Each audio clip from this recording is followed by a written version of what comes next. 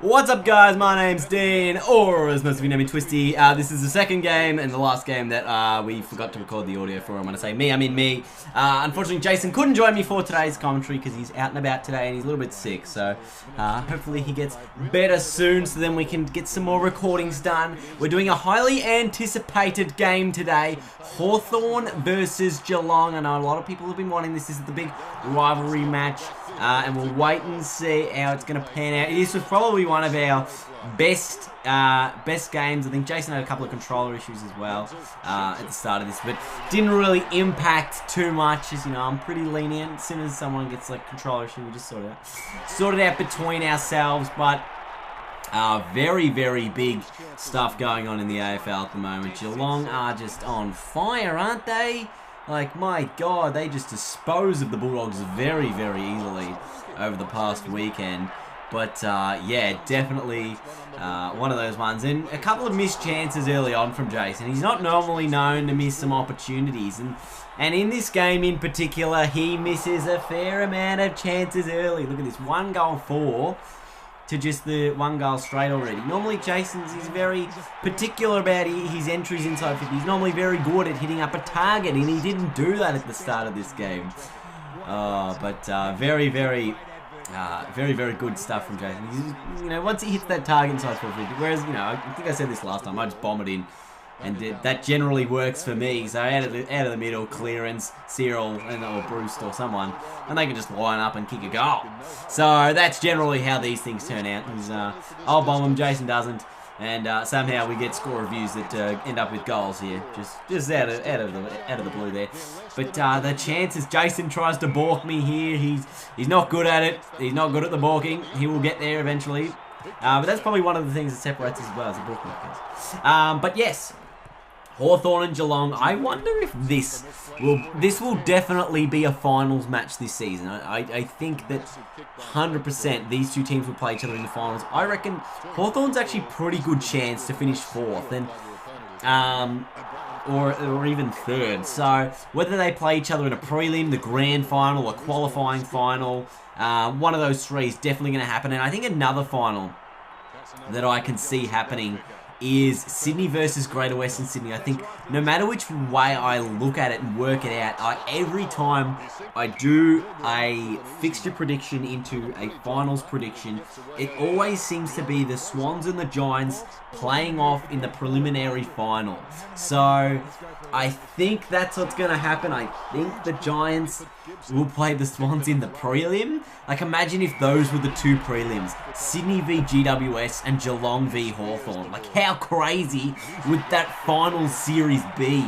I mean, unbelievably good. I actually cannot wait for this final series because we've got 10 games to go, but we already know who's in the finals. And that's probably one of the unique things about this season is we have 8 really strong sides. While we're not so much worried about who's going to finish in the finals because, that's generally what's up around round 20, 21, 22, 23 is sort of just which teams are trying to get the last couple of spots in the finals because they're the ones normally on the line. But at this stage, it looks as though the top 8 is going to be set. So for the next 10 games, it's going to be who can take their chance in that top 8 and sort of push themselves and elevate themselves above the other sides inside that top 8. I think that's going to be a really interesting one to see who does what, when, how, and why. I think that's just going to be crazy good to watch this final series. Normally, I sort of just I don't know. The last couple final series have been weird for me because Richmond's been in them. And I mean, like, when I say been in them, I mean get out the first week. But it's a lot different when your side's playing in the finals compared to when they're not. Like, I remember a number of times where, Richmond would be in round 23 and they need to win by 120 points to make the finals. And they need another team to lose by 50 points. So like, I know that side of things. I know Richmond's probably not going to make the 8th this season. It's pretty much set. But when your team's in the finals, there's so much hype. Like, can we do it? Can we win a final? Can we go on to the next week? If we get to the next week, who are we going to play? Kind of thing. Whereas when it's not, you sort of just like, you get to back a different team, or you get to just back a number of teams because, you know, then they're in the finals, and then obviously when your team Richmond gets knocked out, then you'll back someone else to win the grand final. I think the last 3 seasons we've backed. I think we wanted Fremantle to win in 2013. This was me and my friends when I was at their house. I picked City to beat Hawthorn in 2012, so I got that one right. Then we wanted Freo to beat Hawthorn in 2013. We didn't get that one. Then we picked, I didn't even watch the 2014 grand final. I think I watched the first quarter and it was game over because Hawthorn was so dominant over Sydney in that one. And then the next one was the West Coast game where, you know, it was pretty dominant as well, and they ended up winning by 46 points. So, and we all wanted West Coast to win that one, which is crazy to think because, like, I don't understand. Like, why would we be going for a team that's... Now, this season, it's like I want Hawthorn to win. I want them to go 4 in a row because that would just be crazy. Like, no one does 4 in a row, especially when there's 18 teams in the competition. And that's why I think, you know, Hawthorn, they can still win the grand final easily because they've just been slaughtering the other sides coming in. But obviously this season's a lot different. Normally it's, you know, 2 or 3 teams at the top of the ladder, and then you say, right, those are the 3 that can win it. Everyone else is sort of just, you know, hoping that they'll get there, or at least we'll need to produce something special to get there. But this time there's so many sides in the top 8 that will, you know, be vying for a position. It just makes for a really, really interesting contest. And even here, look at this last quarter. This is a contest we've got going on. 3.5 minutes to go.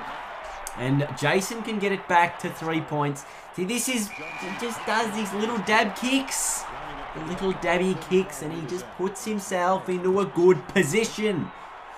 Oh, Jason. But these are very, very good games, obviously. And thank you guys for supporting our Epic Battles series. We will be back to live commentary as of the next Epic Battle because the live commentary is pretty funny, like when you actually listen to us go. These games though, I was so frustrated that they weren't like given to, like that I didn't get the audio. I was like, come on Dean, surely you get the audio for these ones. Like these are 2 of the best games that you guys have played and you can't even get it. Like, come on. I've got the whole last quarter here unedited because it's just such a contest. Like every moment means something. Every drop mark, every play, this guy teleporting, coming in, Motlop snapping over the shoulder. Every moment is critical here. Everything. But yeah, it's crazy. Crazy good. So there's 2.5 minutes on the clock here. Let me talk you through it right now. I am up by 3 points, just trying to make sure that I can get up by like 2 or 3 goals here. And Jason, he shouldn't be doing that. He's trying to spot up a guy in the middle of a pack of 4 people. And then this is really where I can hurt him on the counter-attack because I had numbers out the back, but I couldn't get there. Oh, look at even this, the contest on the wing. It's another 2-on-1. Didn't get the numbers there. And then this one. Dropped mark. A kick 50 meters backwards. What are you doing? It's alright. It ends up with Jure. Now I play on. Why did I play on? 2 blokes diving for the ball. And it ends up with Geelong inside their 50. But James Frawley is there again. And now look, I'm out on the wing. Go. You're out. Come on, Dean. Get around it. Who's this? Shellmaggers? Yeah. And so this is what I was trying to do. I was trying to attack the open side of the wing. That was a kick through the corridor, which I honestly don't think I meant.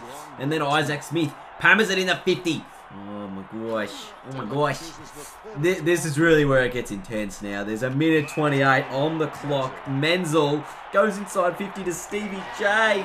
Oh, Dean, what are you doing? Jason's going to hit the front. Surely he's going to hit the front here. Oh, he's got it. Geelong lead it by 3 points with 1:17 on the clock. Come on, Hawthorn. You've got to fix your shit now. Like this is game time, crunch time. Lewis! Oh, it's bent away. It has bent away. I honestly can't remember how this one finished. Get around him, Lonergan. Onto the wing. Come on. I need a goal. Come on, Burgoyne, you can do it. Surely you can do it. You've got the wind at your back. This is going to be a big kick. He's going the barrel. It's a long kick. The wind doesn't do anything. It's a behind. It's a 1-point Geelong lead. I think Jason won by 5 points last time, kicking a goal after the siren. Oh, and it's gone back. It's in Burgoyne's hands again. Can he kick a goal this time? No, it's gone the other side of the goals. Are you kidding me? Oh dear. And now I've just given up possession as well. Anyway, hope you guys enjoy the last 30 seconds of this contest. It is a cracker. I'll see you guys later. Leave a big thumbs up though, and I'll see you guys on Friday for another epic battle. Pumps the ball. That was a super drive. Hawkins. Johnson. Big chance, but he's kicking from a bit of an angle. As they say in the classics, he's imparted the correct spin, and look at that torpedo. It's hit its target right between the goals. Huge leap, gains possession. Great hands. He's got the angle to contend with, but needs to make this kick count.